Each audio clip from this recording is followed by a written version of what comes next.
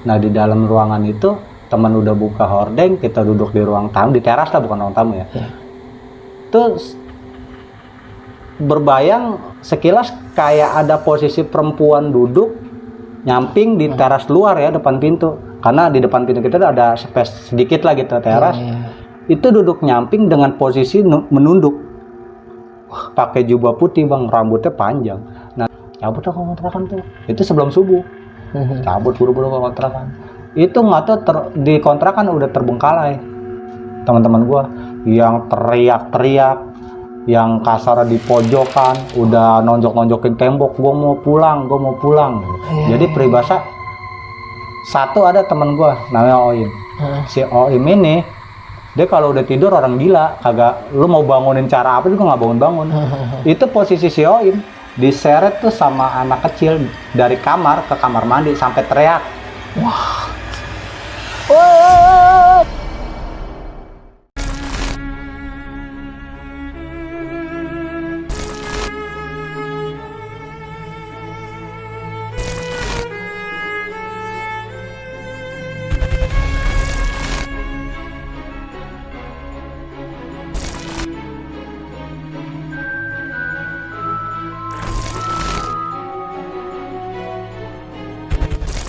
Assalamualaikum warahmatullahi wabarakatuh. Balik lagi di Dimensi Mistik bareng gue Aris. Dan kali ini seperti biasa di samping gue udah ada seorang narasumber. Jadi narasumber gue ini akan menceritakan kisah pengalaman horornya pada saat dia ngontrak di sekitaran wilayah Jawa Barat, lebih tepatnya Banten nih.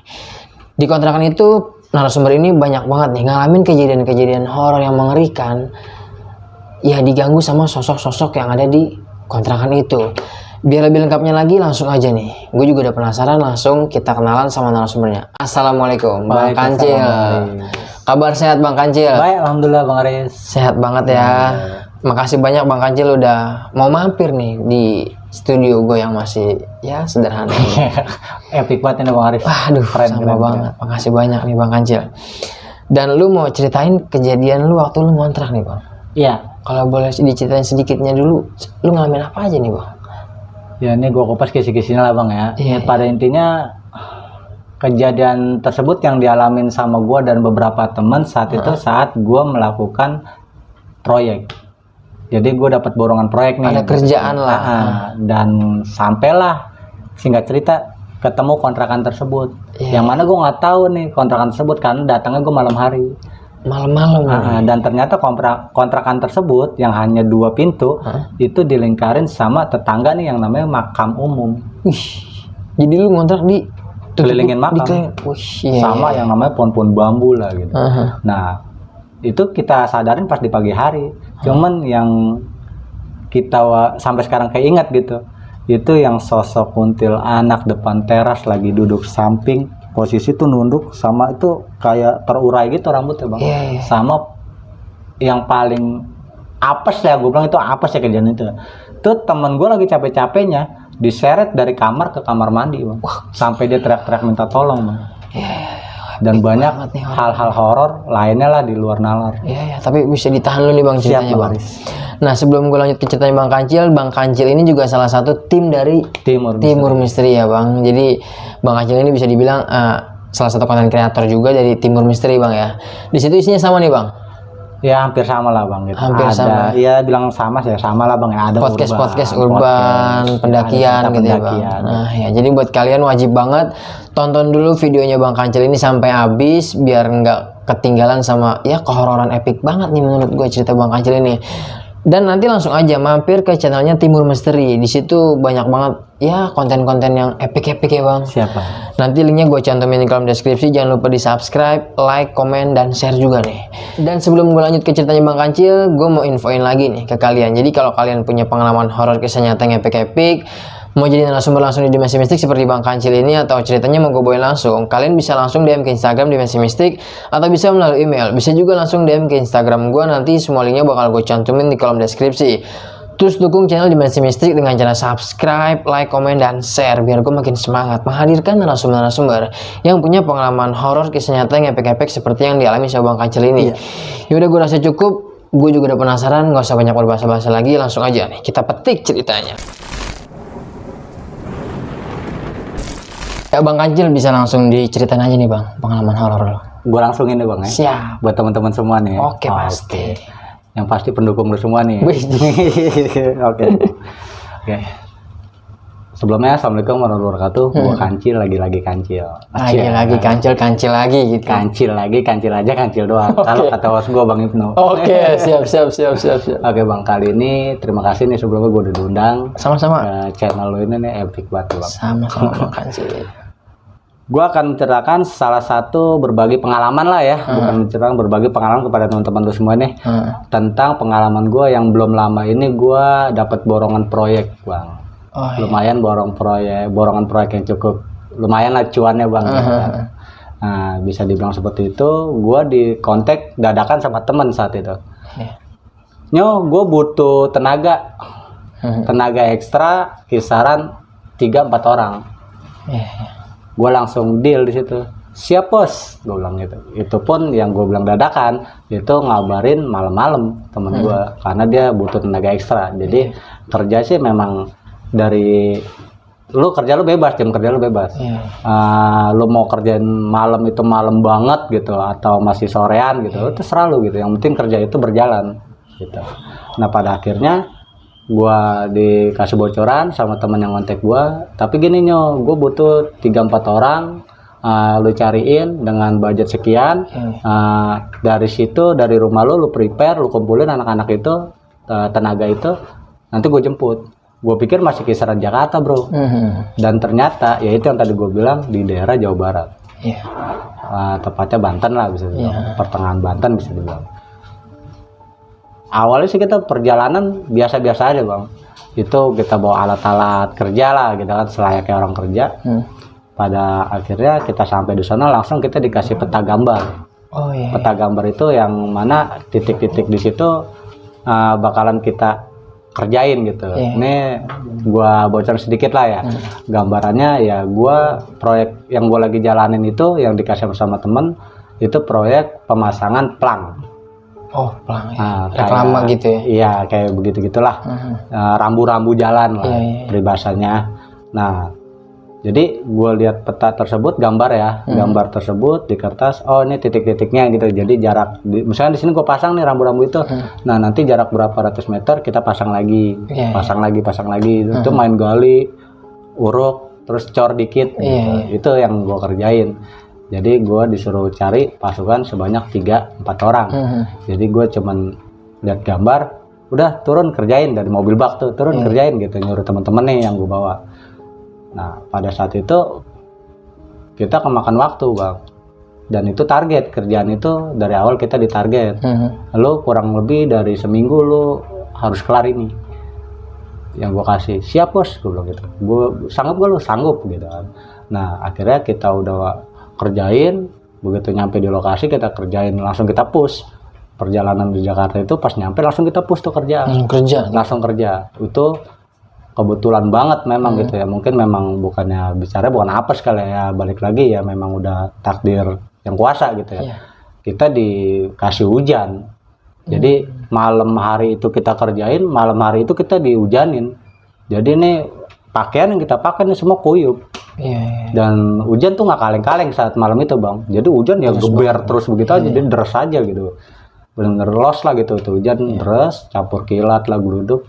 Sampailah tuh penggalian tahap 1, tahap 2, tahap 3, tap sampai ke tahap 8, pemasangan tiang ke 8. Di situ gua coba untuk down, untuk break. Dalam arti fisik udah nggak memungkinkan karena hujan, dibantai hujan ya kan. Jadi fisik nggak mungkin, dingin itu kan, cuaca angin malam tahu sendiri kan.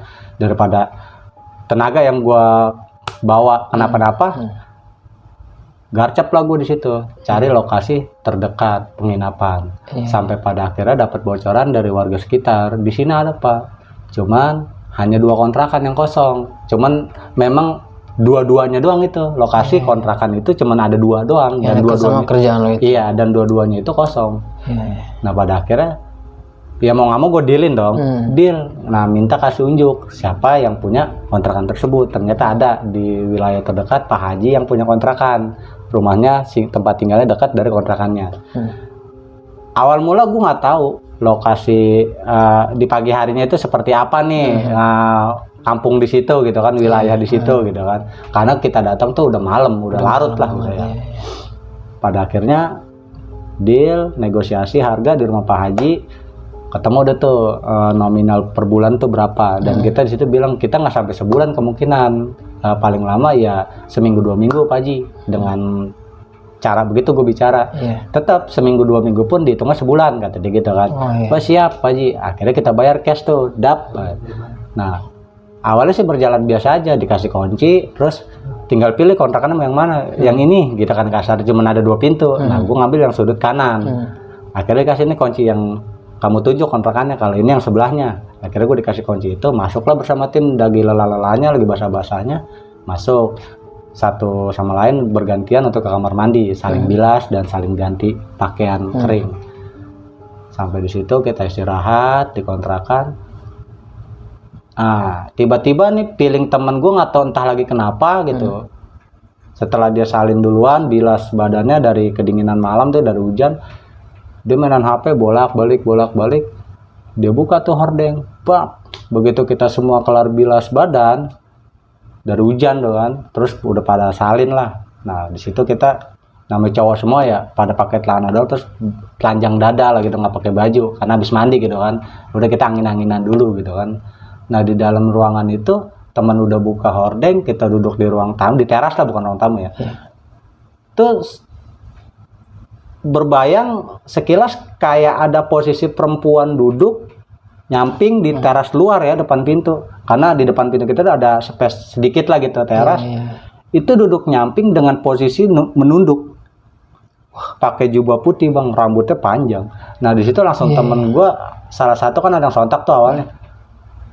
Monyet, apa tuh? Gitu kan. Wah anjing tuh, bahaya, ditutup kan, thread hordeng. Yang mana hordeng itu juga cuman lapisan hordeng doang, jadi hordeng putih doang bebayang, masih tembus keluar walaupun sama-sama. Nah itu pas ditutup pun masih kelihatan, sosok tersebut masih kelihatan. Cuman mau nggak mau kan, kita bangun, refleks ke ruang tengah, ke kamar. Yang mana kamarnya itu posisinya kusen doang nih, pintunya kagak ada pintu. Nah kita masuk, numpuk lah di situ. Kita berlima, berlima tanpa pakai baju, udah langsung ngantuk nggak ngantuk, pules nggak pules, tidur. Nah, awal tuh di pagi harinya tuh kita bangun biasa aja bang, kita nggak terlalu pikirin yang semalam kejadian tuh, yang mau dekat pagi itu apa ya, cuma gitu dong, udahlah biarin gitu kan, namanya kita orang baru di sini, sedangkan yang sampingan kosong kontrakan. Pada akhirnya kerja aktivitas kita lakukan di sore hari, dari pagi kita nyantai ya, belaga kayak bos lah gitu di kontrakan ya, nyantai pada main game segala, jajan lah gitu kan, bla bla bla bla. Kita baru sadar pas salah satu teman ada yang kita suruh belanja nih buat beli makan siang, nasi bungkus. Baru keluar kontrakan tuh beberapa teman, 1-2 orang lah, kita kasih duit buat makan siang, sana cari warung. Dia balik lagi selang kisaran 10 menit lah ya, dia balik lagi dengan panik nih, raut muka yang panik. Men sorry gue balik lagi, nasi bungkus belum gue beli. Anjing lu keluar daripada. Ternyata itu keliling di kontrakan 2 petak itu hanya makam. Dikelilingin sama makam nih, makam, dan kiri kanan kita itu nutupin aspes kontrakan. Itu pohon bambu yang udah ini nengser banget ya, yang udah reot ke bawah bang. Itu bambu semua, bambu hijau, pohon tanaman bambu hijau yang nutupin atap genteng kontrakan kita. Nah itu sekeliling kita itu makam, sampai ke belakang tembok kontrakan. Ternyata itu kita cabut dari kontrakan karena temen gue ngabarin begitu, yang mau beli makan siang gitu kan. Kita langsung kelilingin, itu sekeliling makam. Nah kita kejebak kan, ngerasa kejebak namanya punya kontrakan awalnya. Ya cuman apa boleh buat, kita butuh tempat gitu, butuh singgah gitu kan.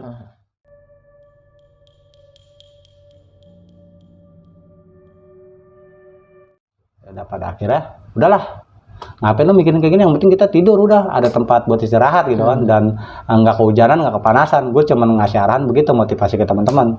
Pada akhirnya beli makan siang, kita makan bla bla bla bla. Malam kita lanjut kerja, masih sore tuh bang, kisaran jam 8 malam kita mulai start, karena titik-titik pemasangannya masih banyak saat itu digambar. Nah kita keliling pasang gitu, gali pasang. Itu di malam kedua itu bang, yang nggak habis pikir, Pas kita tancap udah gali lubang, kita nancap nih tiang tersebut. Teman sengaja moto buat dokumentasi, kirim ke teman gue yang ngasih job ini. Cepret dari kejauhan dari seberang jalan. Ternyata tuh posisi gue lagi megang tiang sembari jongkok, terus sebagian lagi numpain coran 2 orang.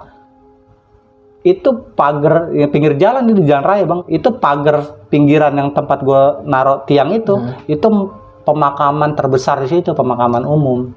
Dan sosok pas di zoom di kamera itu ada sosok makhluk, cuman wajahnya ini kayak wajah babi bang. Mukanya kayak muka babi gitu, hidungnya gitulah, pokoknya kayak binatang babi gitu. Ya kayak siluman gitulah. Itu di dalam pagar makam, lagi posisi ngeliatin kita. Kayak kita kerja nih dimandorin orang gimana sih? Orang tuh diri ya depan kita. Itu sosok tersebut yang ada. Tersenter sama kamera kita tuh, sama kamera teman. Nah, pas teman begitu belum paham, ketika kita kelar pemasangan mau ke titik yang selanjutnya baru dibuka tuh pas di jam. Wah, men ada beginian. Ketangkap jelas banget. Jelas banget itu. Ada dokumentasinya. Ini ada ginian. Akhirnya balik lagi karena kerjaan masih panjang. Udahlah yang kayak gitu buang dulu gitu kan. Jangan diomongin. Kita lewatin dulu lah gitu. Kita nggak ini anggap kita abain lah gitu kan. Nah, malam makin berjalan. Kita balik biasa ada tuh jam 2:30 kita balik ke kontrakan pakai mobil bak. Balik udah dekil lah, udah kotor, udah pada capek. Seperti di awal sampai di kontrakan kita bilas ganti-gantian di kamar mandi karena kamar mandi cuma satu, yang sebagian tuh pada belanja lah gitu kan, ke warkop apa nyari warteg gitu kan. Tuh pada belanja makanan kayak pecel lele gitu segala macam, kopi-kopi lah. Pada akhirnya sampailah nih di kontrakan lagi nih teman-teman yang habis belanja. Itu temen gue yang ngasih gue job di Jakarta ngebelin katanya nggak masuk ke HP gue. Oh iya. Pas kisaran jam 3:30 itu dia nyamperin gue 3:30 pagi. Itu dia dari Jakarta, nggak tahu dia udah OTW ke daerah sana Jawa Barat. Pas dia sampai dia bingung tuh, baru sampai di Gapura karena ya itu yang dia lihat itu pemakaman. Katanya daerah-daerah sini nih, karena di sorenya gue udah sempet Sherlock alamat kontrakan tersebut. Nah dia ceritanya mau surprise, kalian mau ngobrol soal bisnis lagi nih, soal proyek lagi gitu, buat yang lain gitu selanjutnya. Nah itu dia katanya keliling-keliling tuh dari sore, dari kisaran jam 10 malam sampai masuk di jam 4 pagi baru ketemu tuh. Itu katanya ngebelin gue dari jam 10 nggak aktif-aktif. Dah lah HP gue tuh 24 jam aktif. Wah, aneh banget. Orang gue saat kerja kan memang pada bawa powerbank gitu kan. Jadi memang butuh lah buat dokumentasi foto nih titik ini. Jadi buat laporan. Jadi powerbank tuh selalu nyetok saat itu. Dia malah ngomong tuh teman gue ngasih proyek, katanya HP gue nggak aktif.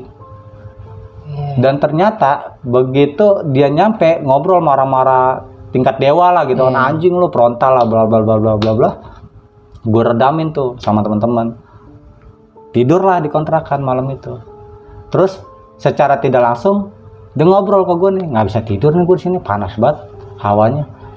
Lu lagi nyari kontrakan dikelilingin kuburan begini sama pohon bambu, lu pada PA gitu kan. Lu dari awal nggak terawang dulu, nggak survei dulu, gimana mau survei orang datang udah malam dan di inian hujan, diserang hujan gitu kan. Ya udahlah kata dia. Nah sudah jadi bubur, udahlah gue nggak bisa tidur, cari warkop dari sini ya. Udah pagi juga nih kata dia. Itu kisaran jam 5 loh kurang lebih tuh kalau nggak salah prediksi gue ya, waktu gue cabut sama dia berdua. Jam 5 pagi nih. Kawan gimana? Biarin pada tepar. Nanti kita bungkusin aja sekalian beli sarapan. Siap, gue bilang. Kopi-kopi, apa teh gitu sekalian sama sarapan.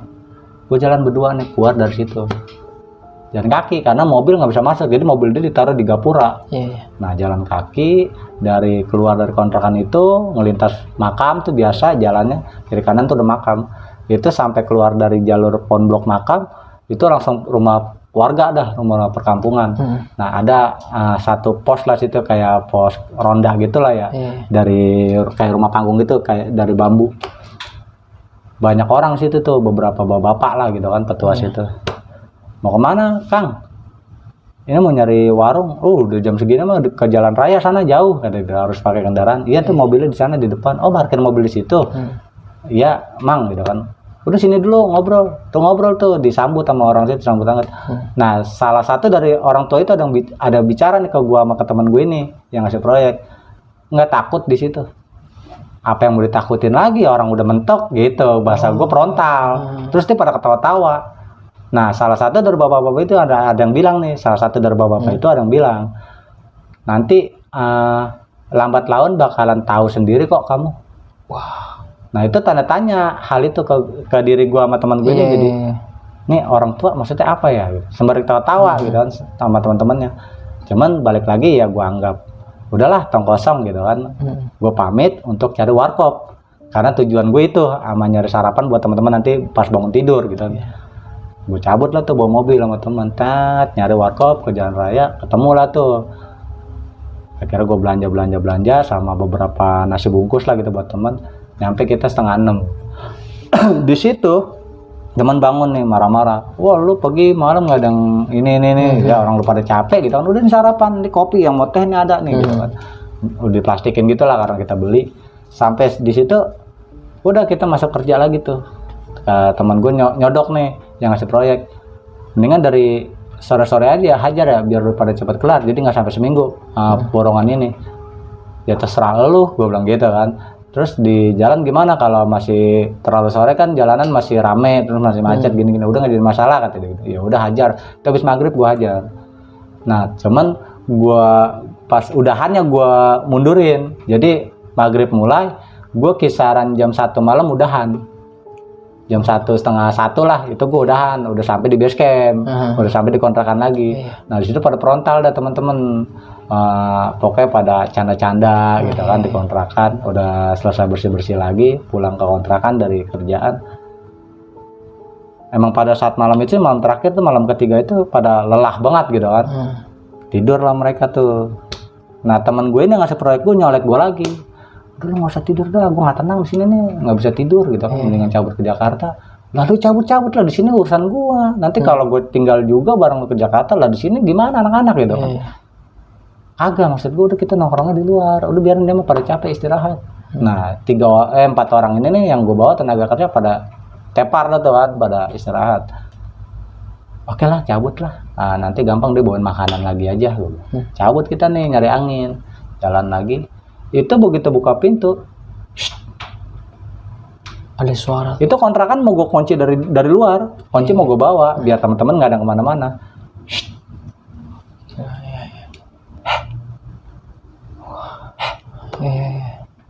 Anjing bro, kata temen gue yang ngasih proyek.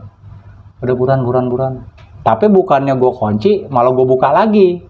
Sebelum kunci gue cabut nih, udah kekunci. Cuman gue buka lagi kuncinya, gue masuk ke dalam. Men gue nggak enak sama yang lain. Udah stuck di sini, mau nggak mau. Pada akhirnya, ya tidur nggak pulas dah kita bareng-bareng di situ. Perasaan kagak enak nih. Anjing ada apaan ya? Nggak bisa tidur juga. Lari udah ke pos ya, cabut ke pos udah yang tinggalin. Itu pintu nggak gue kunci, gue tutup rapat doang, cabut gue ke pos. Itu banyak orang lagi di situ, petua-petua situ lagi pada begadang lah gitu. Itu di atas jam 2 lah itu. Ngobrol, ya nunggu asal lah dikit lagi subuh nih gue bilang gitu. Ngobrol, cerita lah di situ frontal bapak-bapak setempat. Kalau bahwasanya tetangga gue kontrakan kosong itu pernah kejadian yang namanya pembunuhan berantai. Di sebelah persis kontrakan lu nih. Ya ini dempetan 2 pintu. Kan hanya ada 2 dan itu kejadiannya peribahasa ya satu keluarga dibunuh semua nih. Jadi gini, bukan pembunuhan berantai sih, ngomongnya lebih gimana bang ya? Anak sama istri yang dibantai sama suaminya sendiri.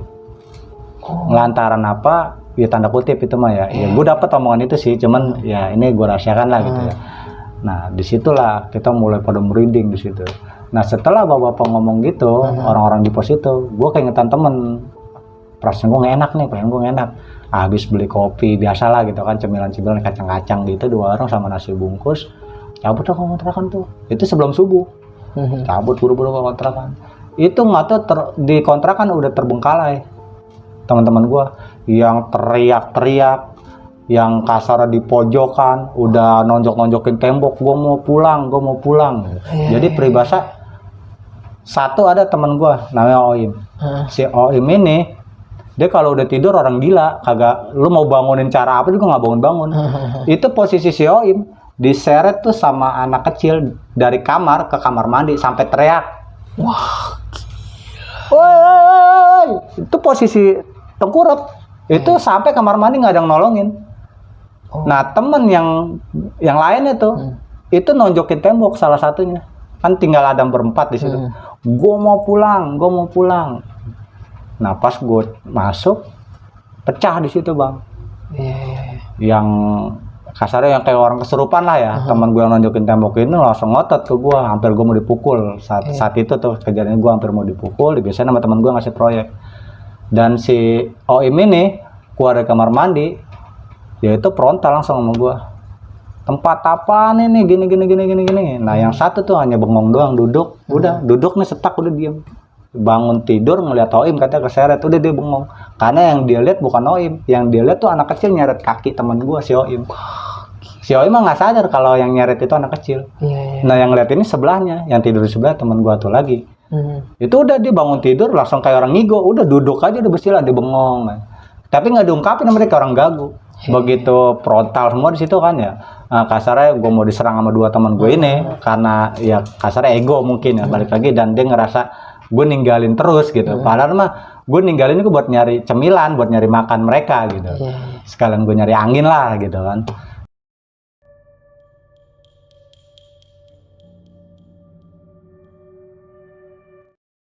Udah duduk bareng, gue ceritain kita salah dari awal, kita salah tempat. Karena apa? Sebelah kita kenapa kosong? Kenapa nggak ada yang ngisi? Bukan hanya di bulan-bulan ini, dari tahun-tahun kemarin katanya tuh kontrakan nggak ada yang ngisi karena ada kejadian kejanggalan seperti ini. Itu gue baru ngomong begitu, bla bla bla bla bla, langsung ngepakin pakaian yang digantung-gantung, sampai kita pada anak laki semua ya. Udah langsung dipakin pakaian yang digantung-gantung, dipaku, yang kotor, yang bersih, apa jaket apa masukin, sepatu sampai ada yang ditenteng gitu kan, pakai sandal jepit dong, cabut gue nggak bersihin. Itu Pak Haji tuh udah dari depan yang udah kontrakan. Mau pada kemana? Gini Pak Haji, itu di teras kita ngobrol, bla bla bla panjang lebar. Dia langsung ngeluarin duit dari sakunya. Ini uang kalian yang kemarin kalian udah bayar 1 bulan pun. Dibalikin lagi sama pemilikannya? Sebelumnya saya minta maaf. Dan ternyata setelah Pak Haji kupas di depan pintu di teras, almarhum sosok perempuan yang gue bilang mungkin bisa dibilang kuntilanak ya saat gue pertama kali datang, dan yang narik si teman gue ini kakinya si OIM, sosok anak kecil, itu ibu dan anak yang dibantai sama suaminya. Jadi dalam hal apa ya gue diceritakan memang, cuman di sini nggak gue bawain. Pokoknya suami yang ngebantai anak dan istri saat kejadian tersebut, dan dimakamkan 2 jasad itu satu lubang di keramik kontrakan tersebut yang terletak di ruang tamu. Jadi keramik itu tengah malam dilinggis bang sama dia, dilinggis, digali, pokoknya ini dia mungkin gimana kalau orang udah ngerasa mentok atau ngerasa kegencet gimana ya, jadi hawa takut sama emosi itu jadi satu bang. Itu dengan cara dilinggis sama sendok semen bang, keramik bisa kekopek, bisa jadi lubang gitu, maksudnya entah sedalam apa gitu dia bikin lubang, itu bisa muat 2 jasad. Dan saat kejadian itu anak yang paling parah dimutilasi kejadiannya gitu. Jadi dalam arti mutilasi, seluruh badan ini udah mencar sosok anak tersebut. Itu kejadian ketahuan ada jasad 2 di situ, itu ketahuan sama pihak yang berwajib lah bang ya bisa dibilang. Itu setelah kejadian itu 25 hari lamanya bang. Selama 25 hari baru ketahuan. Karena sejauh itu setelah kejadian itu, kalau ungkapan orang-orang sana ya yang gue dengar segelintiran, suaminya ini memang jarang pulang, jarang ada ke kontrakan, jarang balik ke kontrakan. Cuman sekalinya balik tuh cekcok, pagi siang sore malam tuh ribut. Ada aja masalah. Terus anak ini ada suara jeritan tangis gitu. Jadi tetangga sering dengarnya begitu. Cuman kan berpikiran itu hal lumrah, hal biasa kalau rumah tangga gitu kan. Cuman setiap suaminya pulang nih, walaupun jarang pulang, sekalinya pulang ya seperti itu, cekcok sampai pada akhirnya kok nggak kedengeran lagi suara cekcok. Terus nggak kelihatan lagi nih lalu lalang sosok suaminya gitu. Dan ibu sama anaknya ini kemana gitu, tanya warga seperti itu awalnya. Begitu antap intip mungkin ya yang gue dengar dari ventilasi gitu kan, atas kaca jendela kan biasa ada kusen tuh ada lubang angin gitu, diintip. nggak kelihatan gitu, nggak ada perkembangan ada orang di dalam lagi penggerakan gitu. Nah, pada akhirnya ya izin sama yang punya kontrakan, diizinin ada kunci serep dibuka, tadi mau didobrak sama warga. Ketika itu dibuka pakai kunci serep, minta sama yang punya kontrakan, itu udah berantakan, keramik tuh udah bekas diangkat gitu sih bang. Dicongkel-congkelin. Iya, pakai linggis sama sendok karena ya buktinya itu ada di situ langsung. Jadi dia menggunakan alat tersebut untuk menggali satu, buat nguruk jasad dua itu. Nah, dari situ lah kita ngerasa ya selama ini ya kita tidur di rumah yang kontrakan yang benar-benar horor gitu, dalam arti gitu kan. Ya bisa dibilang cerita gue ini ya gimana ya? Ya proyek ya sekaligus horor gitu, yang tanpa kita sadarin sebelumnya gitu. Sebenarnya lu nggak pengen banget kan? Iya. Gitu ya. Ya, jadi pantesan setiap kita lewat misi gitu sama warga sekitar gitu. Jadi kontrakan ini karena adanya di dalam ya, kalau lingkar pun bambu lah gitu sama makam-makam setempat ya, itu agak jauh dari permukiman bang. Jadi adanya mungkin kita paling pojok gitu, di bawah. Jauh dari pemukiman warga. Iya, ya orang gua awal malam datang tuh gua pikir jalur pohon blok ya kan, wih komplek nih gitu kan, pohon blok gitu kan, cuman jalan setapak lah gitu, paling bisa dipakai buat motor lah gitu. Nah jalan, tap. Ini kontrakannya, kata yang punya. Ya udah, gua pilih yang sebelah kanan, pojok paling kanan. Karena ada 2 kontrakan yang kosong, gua pilih yang pojok sebelah kanan dan pada akhirnya yang kosongnya ini yang gua nggak tempatin, yaitu yang terjadinya pembunuhan.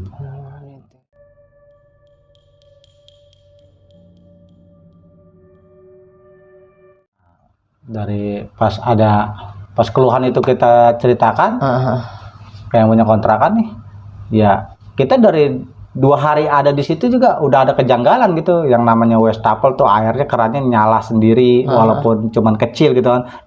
Pokoknya misalnya kalau wastafel keran kita kecilin gitu ya, cuman tetap ngalir tuh air. Nah itu dimatiin temen gua. Anjing nih, siapa sih yang nyalain air, yang cuci tangan? Lu pada kalau habis ini matiin apa? Sampai frontal begitu temen gua. Ya cuman kita balik lagi sama namanya pada gila game ya kan, pada megang HP ya. Apaan sih lu, udah bodo amatan gitu. Nah, terus yang namanya suara lemparan piring habis dicuci gimana sih? Cuman posisinya tetap korup tuh piring. Posisi bersih. Padahal saat itu piring tuh kotor semua di situ. Kita kan kalau makan pakai bungkusan ya, kayak misalnya beli warteg atau Padang gitu. Cuman kan kalau kita taruh buat tatakan di piring ya, kan suka ada minyak-minyaknya tuh ya, jadi kotor. Iya, sendok yang kita pakai gitu kan. Itu kita main brek-brekin aja. Paling cuman kertas nasinya kita ambil, kita buang di plastik. Kan tuh berminyak tuh piring-piring. Itu kita namanya anak-anak laki deh, jadi sedikit jorok lah di kontrakan, di base camp. Taruh-taruh aja udah. Barang kotor itu taruh udah di wastafel. Itu tiba-tiba seketika bersih. Kayak habis ada yang nyuci. Iya, cuman dari situ emang kita udah ada kejanggalan gitu ya di kontrakan itu ya, udah ada tanda-tanda lah ya. Cuman kita nggak abain itu, kita tetap fokus ke ya proyek ini gimana caranya biar nggak sampai seminggu. Itu karena itu tuntutan gitu. Kalau bisa jangan seminggu. Jadi kan duitnya lebih berasa. Gue ngajarin temen-temen gitu. Karena kalau gue megang borongan nggak kaleng-kaleng zaman itu gitu. Akhirnya ya karena kita lebih fokus ke kerjaan, jadi yang hal-hal kayak gitu nggak kita iniin, kita nomor 2 kan lah gitu atau nomor sekian gitu. Nah itu kelanjutan hal-hal lainnya tuh ya makin jadi, kayak tengah malam itu pintu engsel pintu nih, terus suara orang gedor-gedor pintu. Jadi gimana sih ya? Kita tuh kontrakan kayak lorong gitu bang. Jadi dari depan pintu lu buka nih, lu bisa langsung ambil garis lurus tuh langsung ke tembok dapur, lurus. Nah pinggiran sini nih sekatan buat ruang tamu sama kamar. Nah kalau dari depan pintu lu masuk, lu langsung tarik lurus tuh kayak lorong gitu bang. Lurus gitu ya? Yang ngelos. Nah itu kayak ada suara langkah kaki yang lari, gemuruh kaki mesti. Selalu begitu tuh. Setiap jam 2 pagi. Itu selalu kayak ada gemuruh lari gimana sih? Langkah-langkah lari gitu. Ya karena kalau kita memang serba dadakan datang ke lokasi tersebut ya, nyewanya pun tengah malam gitu. Kita tidur tanpa alas, jadi langsung keramik kita tidur. Paling alas kita jaket yang kita bawa. Kalau kita ngerasa dingin ya udah pakai jaketnya alas badan. Ya itu yang kita dengar tuh langsung dari telinga nempel di ubin tuh kayak suara gemuruh lari. Cuman entah suara itu dari kontrakan yang kita tempatin atau dari yang kontrakan sebelah yang kosong ini. Kita nggak pernah tahu, cuman gemuruh itu jelas gitu. Sampai ada nih teman gue Aldi sampai bilang, anjing nih yang ledek gitu kan. Udah pada punya tempat tinggal masing-masing juga. Kalau dia kan udah paham karena sekeliling kita kuburan gitu. Udah punya rumah masing-masing juga pakai main kemari. Soalnya yang dia pahamin gitu dari telinganya ya itu gemuruh kaki itu di kontrakan kita. Jelas banget. Iya. Duk duk duk duk duk. Semuanya dengar itu. Duk duk duk duk. Nah, terus kayak suara-suara gimana sih? Depan pintu nih. Karena yang gue bilang ada space teras kecil tuh.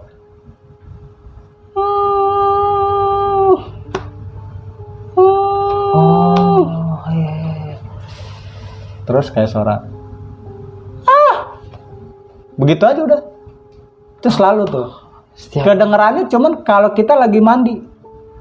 Tengah malam itu selalu pulang karena kita kan kerja malam gitu. Proyeknya kita malam. Itu kalau malam lagi pada ngantri gitu kamar mandi untuk bilas ya kan. Sebagian nunggu antrian ya pada main HP, ngobrol-ngobrol canda-canda kecil. Itu pada ngerasain semua. Awalnya dari si A, si B sampai ke gue juga ngerasain. Jadi setiap kita ngelempar air nih yang dari gayung, itu kayak ada suara ngerintih begitu. Sama orang teriak gitu sih. Udah gitu. Itu dari sebelah. Itu yang kita rasain, cuman kita bawa santai gitu Bang. Kita bawa santai karena yang tadi gue bilang kita lebih fokus ke proyek. Gimana caranya proyek ini cepat kelar gitu sebelum waktunya. Itu semua kita tumpahin cerita itu, pengalaman itu ke Pak Haji. Yang punya kontrakan sampai lu alamin di kontrakan itu ya. Terus dia balikin duit bulat nih. Peribahasannya ya, ngomongnya sebulan 600. Ya udah dibalikin 600. Cuman di situ kita juga punya rasa ngenak juga. Ya udah gini aja Pak Haji setengah-setengah. Ya tohnya kita nggak rugi juga, kita udah dapat tempat gitu, udah dapat singgah. Cuman kagetnya seperti itu. Yang mana ternyata sebelah kita ini ada isinya. Ada orangnya gitu yang ya dalam arti orang itu bukan orang seperti kita manusiawi biasa, yang namanya orang itu ya makhluk gaib yang benar-benar nyata singgah di kontrakan kosong tersebut yang udah kosong lamanya gitu Bang. Ya mungkin dari gua segitu kali Bang malam ini cerita gua kali ini. Sebelumnya ya kurang lebihnya gua mohon maaf ya karena yang mana kesalahan itu datangnya dari diri gua pribadi, yang benar hanya dari Allah semata. Dan lu sebenarnya nggak ngebayangin dan nggak mau ya Bang nempatin kontrakan kok ini angker banget. Lu juga nggak pada tahu nih sama teman-teman ya. Kagak ada yang tahu, orang real itu kita malam itu diguyur hujan. Udah kuyup, kita juga udah capek tenaga ya. Namanya kita datang dari Jakarta langsung nge-push. Kita berangkat dari sini maghrib, lu bayangin. Dan dapatnya juga langsung malam tuh. Itu surveinya ya dadakan kan. Iya memang kerja-kerja gitu kan biasanya malam sih Bang. Iya. Itu sosok untuk yang pertama kali lu nempatin yang sosok perempuan di teras ini. Iya. Itu lu ngeliat pada semua jelas banget nih sosok. Jelas itu. Ya itu mah kita kagak sendiri ngeliat, nggak satu dua orang hordeng yang lapisan hordeng tuh yang putih dong gitu, bolong-bolong kayak jaring gitu. Itu dibuka seret sama temen gue, udah kita pada di teras di ruang tamu pada yang main game, yang ngobrol. Itu kelar mandi, kelar bersih-bersih badan, ngilangin hawa dingin lah, terus ngangin-nganginin badan lo habis mandi. Nah itu pas sontak ke kaca luar ya langsung begitu. Tiba-tiba sosok itu muncul. Monyet anjing apaan tuh? Udah teriak begitu teman gua. Akhirnya udah tutup. Cuman tetap bebayang Bang, dari dalam tuh bebayang karena yang gue bilang hordeng kita itu lapisan transparan yang jaring itu. Pada akhirnya kita buru-buru gemuruh tuh, sontak lari buru-buru, rebutan tuh pada masuk duluan ke dalam kamar. Lu ngeliat jelas banget nih. Maksudnya tampak wajahnya menyeramkan atau kalau wajah itu kalem aja nih? Wajah kita kagak sama sekali satu sama lain, nggak ada yang bisa ngeliat tuh wajahnya. Cuman ya buat gue ya alhamdulillah gue semua yang ada di situ kagak ngeliat gitu wajah. Jadi posisi postur itu duduk nyamping, jubah putih, rambutnya panjang, udah nunduknya begini Bang. Jadi kayak orang minta pertolongan entah gimana, gue nggak ngerti. Cuman diem aja lah sosok ini. Dan yang sosok teman lu yang ditarik nih Bang sama anak kecil ini, Oim. Iya. Si Oim ini ngejelasin ke lu nggak kalau sosok ini tuh dia lihat nih sosoknya? Kebetulan kalau faktor umur ya Bang Oim ini lebih senior dari gua. Oh lebih tua. Nah, cuman kalau masalah kerjaan memang suka gua bawa karena dia banyak waktu luangnya Bang sehari-hari. Nah, jadi yang gua bilang tadi, Bang Oim ini kalau tidur ya kayak orang mati. Lu mau tendang, lu mau injek juga, lu susah mau banget senggol, susah lah. Kan ada karakter orang yang begitu gitu. Apalagi cowok ini anak laki semua gitu. Ya itu yang gue bilang kalau tidur ke orang mati itu Bang Oim. Nah sampai dia dikasih begitu karena pas kejadian itu mau dekat-dekat subuh kalau nggak salah itu Dia doang tuh yang kasarnya yang benar-benar real diseret begitu. Gimana sih kalau lu tidur tengkurap nih, kaki lu dua-duanya ini diangkat, ditarik sampai ke dapur. itu sampai lu ngapak-ngapak punya tangan lu. Lu apa juga dulu omongin. Iya. Nah dari teman yang satu udah gedein tembok nih bang di kamar. Gua mau pulang. Dalam keadaan nggak sadar atau kesurupan nih? Bukan, gue juga nggak bisa nilai saat itu ya, karena itu ya begitu adanya gitu kan, datang langsung begitu cepatnya gitu. Dia langsung bangun, duduk langsung ke pojokan, gue mau pulang, nggak beres nih tempat gitu. Posisi melek kagak merem, matanya nggak ditutup. Sadar lah gitu, Iya. posisi sadar. Gua mau pulang gitu. Nah tuh yang atau udah duduk bersila, bangun tidur kayak orang ngigo, Kayak orang linglung lah. Iya, duduk bersila cuman ngeliatin ke pintu arah keluar dari pintu kamar tuh, dari kusen kamar arah keluar, dia cuma ngeliatin Oim doang. Diem aja. Ngeliatin Oim keluar lagi dari kamar mandi. Itu yang ngambil Oim tuh gua sama teman gue yang ngasih proyek. Gua langsung buka pintu, lari ke dalam, langsung trek lurus tuh ke kamar mandi. Lu ngapain? Teriak-teriak. Nah di situ gue langsung disambut sama Oim dengan sambutan kurang hangat. Gitu. Iya, dia marah-marah lah. Ya frontal lah, mungkin karena satu suges terus takutnya luar biasa kali. Refleksnya imbasnya ke gua. Karena kan yang dia tahu kan proyek dari gua, job dari gua, terus nih tempat gua yang nyari. Dan emang pas sorry nih bang, pas awalnya emang Pak Haji itu nggak bilang kalau kontrakan yang di sebelahnya ini bekas ada pembunuhan atau apa? Gimana ya? Awalnya gua malah nih ya berlima, sugesti gua malah emang kayaknya nih sengaja dia nyari duit. Oh, Biar jadi duit kontrakan ini bagaimana nggak caranya? dijelasin Mungkin dulu. dia keep masalah-masalah di situ. Karena kalau dijelasin pasti lu takut. Suges gue awalnya ke situ bang. Iya. Cuman ya memang kalau di flashback, ya gue serba dadakan. Jadi mungkin dia mau ngomong pun belum sempat dia ngomong, gue udah butuh tempat. Udah butuh tempat buat iya. lu tinggal dulu lah. Itu pun gue dianterin sama orang sekitar dari pos ronda ke rumah Pak Haji itu, gedor-gedor tengah malam bang, udah dekat subuh. Ya jadi peribahasa sih ya kalau buat gue salut, gue senang lah gitu, bukan salut, senang apa aja ya langsung sigap ngebantu. Ya toh kan kita di situ lagi ngejalanin sebuah bisnis, sebuah kerjaan, bukannya kita datang frontal apa kita dari mana-mana kan kalau kayak gitu mesti diinin dulu. Ya kan? Kan karena kita ngomong jujur, kita orang proyek Pak Haji gini-gini nih, alat-alat kita nih, penampilan kita begini, kita kedinginan butuh tempat tinggal, langsung dikasih sama dia. Udah sebulan sekian, kita nggak sampai sebulan. Dulu nih. Iya, kita nggak sampai sebulan. Cuman hitungan dia ya tetap sebulan kata. Ya udah gue bayar cash. Bawa peralatan dari mobil bak langsung cabut ke situ. Mobil bak yang tadi gue bilangin nggak bisa masuk, kendaraan gue parkir di depan di Kapura. Setelah lu udah ngalamin banyak kejadian horor di kontrakan itu, barulah Pak Haji ini ngejelasin ya. Itu pas kita mau pada cabut malah. Kejadian pas Bang Oim itu keseret sosok anak kecil yang ternyata itu ungkapan dari teman gue yang satu yang bengong aja gitu kan. Tuh Pak Haji kita mau cabut ada di depan pintu bang, sempat kaget gitu juga. Intinya dia langsung assalamualaikum, abang-abang sebelumnya saya minta maaf, langsung begitu. Ini uang saya kembalikan, mendingan segera ada tinggalin tempat ini, soalnya nggak butuh waktu lama lagi. Memang ini tempat saya mau ratain, akan dirombak nih. Iya mau diratain memang sama dia, entah mau didaur ulang atau gimana gitu gua nggak ngerti lah gitu. Pokoknya mau diratain tempat ini, alasannya sih mau direnovasi. Jadi udah semua nih bang, kejadian-kejadian horor selama lu ngontrak di kontrakan itu ya? Iya bang. Kayak gila horor. Jadi memang target kita tuh kisaran 20 hari hingga 25 harian lah gitu kan. Target kita gitu. Karena kan dari uang bayaran sebulan full itu kan sayang kalau kita cuman 5 hari atau 10 hari terus langsung check out Jakarta. Sayang, mendingan kita hitung-hitung liburan lah, weekend lah di kampung orang gitu. Tempatinnya dulu 20 hari atau 25 harian lah gitu kan. Ada prediksi ke situ awalnya. Tapi nggak diduga-duga nih, kayaknya kontrakan lu itu malah jadi kayak angker banget gitu ya. Bukan angker lagi bang di situ, ya nggak disangka-sangka gitu. Dan dibilang gimana ya, kalau misalkan kita kasarnya dapat door prize hoki gitu. Nah ini tempat setan, gimana mau hoki? Ya tempat setan gue tempatin gitu. Dia bukannya hoki lagi, itu mau kebangetan. Kebangetan hoki ya. Iya, kebangetan hoki. Gila. Bagusnya lu ada ya keberanian lah gitu ya dari sosok Bang Kancil ya. Keberanian sih kagak bang ya. Jadi gini ya, gimana? Ya karena anak-anak frontal aja saat itu gitu. Ya lu lagi capek-capeknya, butuh-butuhnya. Ada tempat ya tempatin, udah bayar kan gitu. Paginya kita baru tahu ternyata tetangga kita makam. Ya memang kemanapun lu berguru, kemanapun lu nyari ilmu, top kagak top, hidup lu kober, mati-mati juga. Kuburan. Gelanggang arwah. Iya. Nah ternyata ini kenyataan dalam hidup gue selama ini bang. Begitu gue buka pintu pagi, selamat pagi, yang gue ucapin kober. Kober. Selamat pagi, kagak ada yang nyaut, kuburan men. Ya, itu yang gue rasain. Iya. Dan dari situ lu nggak ngelanjutin lagi atau lu pindah kontrakan nih? Check out karena kerjaan juga selang kejadian itu ya nggak sampai 2 hari.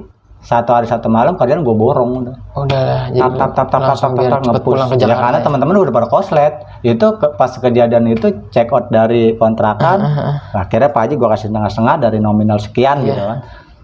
Ini nggak apa-apa bang, udah nggak apa-apa Pak Haji. Kita redo semua, kita ikhlas, udah kasih tumpangan gitu. Cuman yang kita seselin ya ternyata seperti ini gitu, adanya gitu. Gila, Nah kita cabut, bawa mobil proyek. Udah sekalian masang titik. Kita Selesai kelarin buru-buru lah. 1 hari 1 malam, kita tidur di mobil, di jalan. Untungnya pas malam terakhir itu kagak hujan gitu, sampai di pinggiran toko kita tidur. Itu cuman ya ngejar doang gitu, gimana caranya nggak full Kelarin lah seminggu. semua Iya. kerjaan gitu ya. Ngejar nggak full seminggu, tapi uang bulat gitu, bayaran bulat gitu. Itu doang. Pada intinya sih bang. Iya. Oke, sekali lagi makasih banyak nih Bang Anjil Siap, udah Bang mau Aris. berbagi kisah horor lu waktu lu ngontrak dadakan lah di daerah Banten, Jawa Barat ya. Oke. Oke, sekian nih kisah pengalaman horor yang Bang Kancil alami pada saat ngontrak di daerah Banten, Jawa Barat ya Bang. Kalau ya horor banget lah, karena bekas yang Bang Kancil nggak tahu ini sebelumnya, ternyata kontrakan itu bekas pembunuhan satu keluarga lah Bang ya. Satu keluarga lah bisa bilang, ibu dan anak. Ibu dan anaknya, wah gila Dan banget sih. bejatnya lagi tuh ulah suaminya sendiri. Ulah suaminya sendiri ya. Oke. Suami plus bapak lah ya. Kan anak yang dibagi. Wah, ya benar-benar. Ya udah, gue rasa sekian nih kisah pengalaman horor Bang Kancil ini, dan buat kalian gue ingetin lagi langsung aja mampir ke channelnya Bang Kancil nih. Timur Misteri. Timur Misteri. Di situ banyak juga nih konten-konten cerita yang benar-benar epic, sama juga ada urban legend sama pendakian ya Bang. Iya. Pokoknya itu epic-epic banget ceritanya, jadi kalian wajib banget mampir ke channelnya Bang Kancil Timur Misteri. Jangan lupa di subscribe, like, komen, dan share. Iya. Nanti linknya gue cantumin di kolom deskripsi. Sekali lagi thank you Bang Kancil. Siap bang, tapi sebelum kita tutup, ya gua alangkah bagusnya sih kita fatihain buat almarhumah dan almarhum. Iya, ibu boleh, dan boleh. anak Siap. kita. Karena ya biar gimana pun yang namanya ruh itu ya butuh hadiah gitu dari Iya, orang yang masih setuju. hidup. Siap. Mungkin adanya dia di dunia ini ya karena tidak nyamannya dia atas kematian yang kemarin gitu. Ya jadi lagi-lagi ya buat teman-teman Kita doain sejenak dulu ya. Kita ini sejenak untuk Al-Fatihah aja lah, ngirim arwah buat almarhum dan almarhumah. Boleh. Al-Fatihah. Fatihah.